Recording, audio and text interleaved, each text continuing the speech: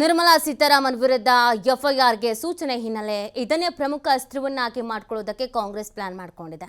ರಾಷ್ಟ್ರದಾದ್ಯಂತ ದೊಡ್ಡ ಮಟ್ಟದ ಹೋರಾಟವನ್ನ ನಡೆಸಲಾಗಿದೆ. ದೊಡ್ಡ ಮಟ್ಟದ ಒಂದು ಹೋರಾಟ ರೂಪಿಸುವ ಬಗ್ಗೆ ಚರ್ಚೆಯನ್ನ ಮಾಡಲಾಗ್ತಾ ಇದೆ. ಕೇಂದ್ರದ ವಿರುದ್ಧ ಹೋರಾಟಕ್ಕೆ ಬಳಸಿಕೊಳ್ಳುವ ಬಗ್ಗೆ ಚರ್ಚೆಯನ್ನ ಮಾಡಲಾಗ್ತಾ ಇದೆ. ಹೈಕಮಾಂಡ್ ನಾಯಕರಿಂದ ಈ ಒಂದು ಚರ್ಚೆ ನಡೆದಿದೆ. ರಾಜ್ಯದಲ್ಲೂ ಇದನ್ನೇ ಬಳಸಿಕೊಂಡು ಮುಜುಗರ ಸೃಷ್ಟಿ ಮಾಡಬೇಕು ಅನ್ನುವಂಥ ನಿಟ್ಟಿನಲ್ಲಿ ಪ್ಲಾನ್ ಮಾಡ್ಕೊಳ್ತಾ ಇದ್ದಾರೆ. ಬಿಜೆಪಿ ಜೆಡಿಎಸ್ಗೆ ಮುಜುಗರ ಸೃಷ್ಟಿಸೋಕೆ ಕಾಂಗ್ರೆಸ್ನ ನಾಯಕರು ತಯಾರಿ ಮಾಡ್ಕೊಳ್ತಾ ಇದ್ದಾರೆ. ಈ ಬಗ್ಗೆ ಡಿಕೆಶಿ ಜೊತೆ ಚರ್ಚಿಸಿದ್ದಾರೆ ಸಿಎಂ ಸಿದ್ದರಾಮಯ್ಯನವರು. ಕುಮಾರಸ್ವಾಮಿ ವಿರುದ್ಧವೂ ಹೋರಾಟದ ಬಗ್ಗೆ ಚರ್ಚೆಯನ್ನ ಮಾಡಿದ್ದಾರೆ.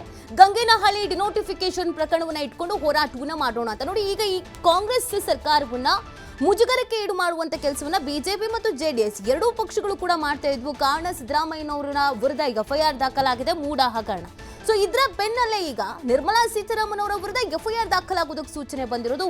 ಇನ್ನೊಂದು ಕುಮಾರಸ್ವಾಮಿ ಅವರ ವಿರುದ್ಧವೂ ಕೂಡ ಆರೋಪ ಇರುವಂಥದ್ದು. ಡಿನೋಟಿಫಿಕೇಶನ್ ಆರೋಪ ಏನಿದೆ, ಈ ಆರೋಪ ಇರೋದು. ಹಾಗಾಗಿ ಈ ಎರಡೂ ಪ್ರಕರಣಗಳಿಗೇನಿದೆ, ಬಿಜೆಪಿಯದು ಮತ್ತು ಜೆಡಿಎಸ್ನ ಈ ಎರಡೂ ಪ್ರಕರಣಗಳನ್ನ ಕೂಡ ನಾವು ಪ್ರಬಲವಾಗಿ ತೆಗೆದುಕೊಳ್ಬೇಕು.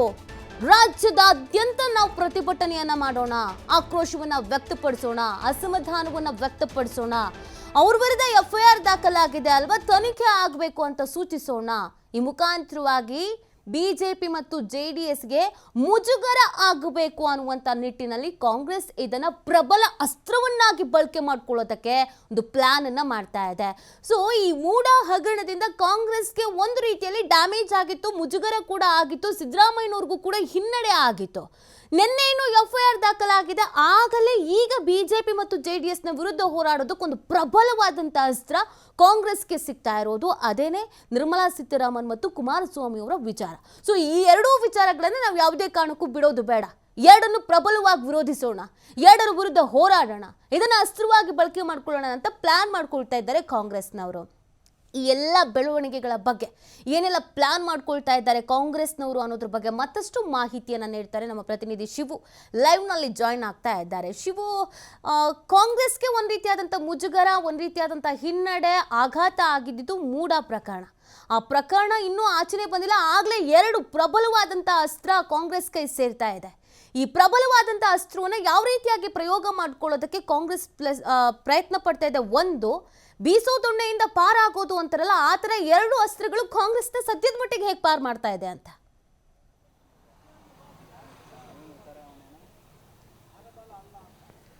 ನೀತಿ ಮೂಡ ಹಗರಣದಲ್ಲಿ ಕಳೆದ ಒಂದು ತಿಂಗಳಿಂದಲೂ ಕೂಡ ರಾಜ್ಯದಲ್ಲಿ ಸದ್ದು ನಡೀತಾನೇ ಇದೆ.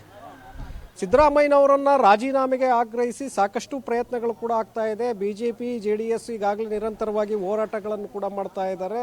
ಹೈಕೋರ್ಟ್ ಮತ್ತೆ ಜನಪ್ರತಿನಿಧಿಗಳ ನ್ಯಾಯಾಲಯ ಯಾವಾಗ ಎಫ್ಐಆರ್ ಅನ್ನ ದಾಖಲು ಮಾಡೋದಕ್ಕೆ ಸೂಚನೆಯನ್ನ ಕೊಡುತ್ತೆ, ಲೋಕಾಯುಕ್ತ ತನಿಖೆಗೆ ಆದೇಶವನ್ನ ಕೊಡುತ್ತೆ, ಆಗ ಸರ್ಕಾರ ಮತ್ತೆ ಕಾಂಗ್ರೆಸ್ ಪಕ್ಷಕ್ಕೂ ಕೂಡ ಸಾಕಷ್ಟು ಮುಜುಗರ ಆಗಿತ್ತು.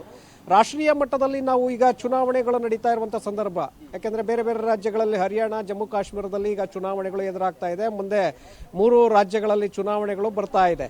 ಸೊ ಹಾಗಾಗಿ ಈ ಚುನಾವಣೆ ಪ್ರಚಾರದಲ್ಲಿ ಇದೇ ವಿಚಾರವನ್ನ ಇಟ್ಕೊಂಡು ಈಗ ಕಾಂಗ್ರೆಸ್ ಪಕ್ಷಕ್ಕೆ ಡ್ಯಾಮೇಜ್ ಮಾಡುವಂತ ಒಂದು ಪ್ರಯತ್ನಗಳಾಗ್ತಾ ಇದೆ ಅಂತೇಳಿ ಈಗಾಗಲೇ ಕಾಂಗ್ರೆಸ್ ನಾಯಕರು ಕೂಡ ಆರೋಪವನ್ನ ಮಾಡ್ತಾ ಇದ್ರು. ಅದಕ್ಕೆ ಪೂರಕವಾಗಿ ಪ್ರಧಾನಿ ಮೋದಿ ಅವರು ಹರಿಯಾಣ ವಿಧಾನಸಭಾ ಚುನಾವಣೆಯ ಪ್ರಚಾರದಲ್ಲೂ ಕೂಡ ಸಿದ್ದರಾಮಯ್ಯ ಅವರ ವಿಚಾರವನ್ನೇ ಮುಂದಿಟ್ಕೊಂಡು ಜನರಲ್ಲಿ ಕಾಂಗ್ರೆಸ್ ಬಗ್ಗೆ ಭ್ರಷ್ಟಾಚಾರವನ್ನ ಮಾಡಿರುವಂತಹ ಸಿದ್ದರಾಮಯ್ಯನವರು ರಾಜೀನಾಮೆಯನ್ನು ಕೊಡಬೇಕು, ಭ್ರಷ್ಟಾಚಾರಕ್ಕೆ ಕಾಂಗ್ರೆಸ್ ನಾಯಕರು ಕೂಡ ಕುಮ್ಮಕ್ಕನ್ನು ಕೊಡ್ತಾ ಇದ್ದಾರೆ ಅನ್ನುವಂಥ ನಿಟ್ಟಿನಲ್ಲಿ ಪ್ರಚಾರವನ್ನು ಆರಂಭಿಸಿದ್ರು. ಸೊ ಈಗ ಇದು ರಾಷ್ಟ್ರೀಯ ಮಟ್ಟದಲ್ಲಿ ಕಾಂಗ್ರೆಸ್ ನಾಯಕರಿಗೆ ಸಾಕಷ್ಟು ಮುಜುಗರವನ್ನು ತಂದಿಟ್ಟಿತ್ತು. ಈಗ ಯಾವಾಗ ನಿರ್ಮಲಾ ಸೀತಾರಾಮನ್ ಅವರ ವಿರುದ್ಧವಾಗಿ ಎಫ್ಐಆರ್ ಅನ್ನ ದಾಖಲು ಮಾಡಬೇಕು ಅನ್ನುವಂಥ ಆದೇಶವನ್ನ ಜನಪ್ರತಿನಿಧಿಗಳ ಕೋರ್ಟ್ ಕೊಟ್ಟಿದೆಯೋ, ಈ ವಿಚಾರ ಈಗ ಕಾಂಗ್ರೆಸ್ಗೆ ಒಂದು ರೀತಿಯಾಗಿ ಬೂಸ್ಟ್ ಸಿಕ್ಕಂತೆ ಆಗಿದೆ.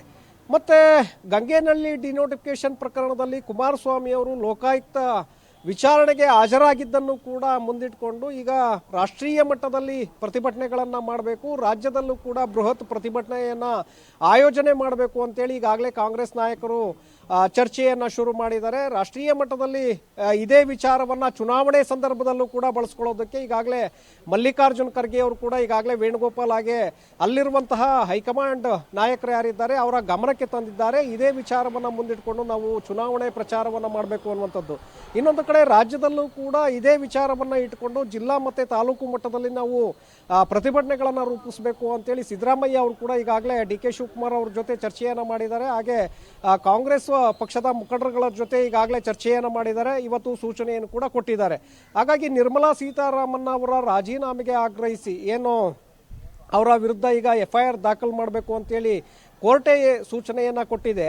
ಇದನ್ನು ಮುಂದಿಟ್ಕೊಂಡು ಹಾಗೆ ಗಂಗೇನಹಳ್ಳಿ ಪ್ರಕರಣವನ್ನು ಮುಂದಿಟ್ಕೊಂಡು ಯಡಿಯೂರಪ್ಪ ಮತ್ತು ಕುಮಾರಸ್ವಾಮಿ ಅವರು ಅದರಲ್ಲಿ ಇನ್ವಾಲ್ವ್ಮೆಂಟ್ ಇದೆ ಅನ್ನುವಂತಹ ಆರೋಪಗಳು ಏನು ಕೇಳಿಬಂದಿದೆ.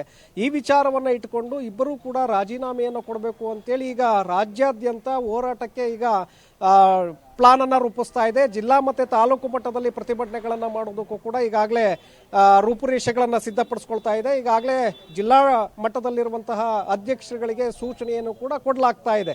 ಯಾಕೆಂದರೆ ಇದನ್ನು ನಾವು ಮತ್ತಷ್ಟು ಹೆಚ್ಚು ಮಾಡಿದ್ದೇ ಆದರೆ ಆಗ ಮೂಢ ಹಗರಣದಿಂದ ಡೈವರ್ಟ್ ಆಗಬಹುದು ಅನ್ನುವಂಥ ಲೆಕ್ಕಾಚಾರ ಕಾಂಗ್ರೆಸ್ ನಾಯಕರಿಗೆ ಇದ್ದಂತೆ ಕಾಣಿಸ್ತಾ ಇದೆ. ಹಾಗಾಗಿ ಈ ಎರಡೂ ಪ್ರಕರಣಗಳನ್ನು ಮುಂದಿಟ್ಕೊಂಡು ಈಗ ಹೋರಾಟಕ್ಕೆ ಚರ್ಚೆಯನ್ನು ಮಾಡ್ತಾ ಇರುವಂಥದ್ದು ನೀತಿ.